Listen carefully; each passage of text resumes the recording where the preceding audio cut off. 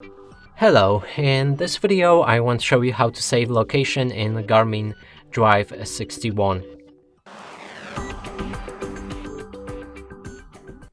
To do this, you will need to click on Where to. Here select Addresses.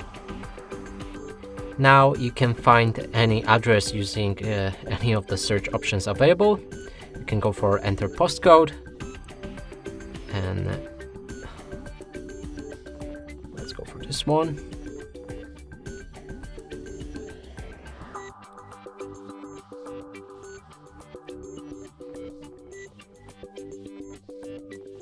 Select the address you want to add and click on the info. Here you can save it and then name it. Now it's saved in our favorites. Let's call them like that. We can go back. And then next time, if you want to bring it up fast, you can click on the saved. And here's all of the addresses that you've added to the saved list.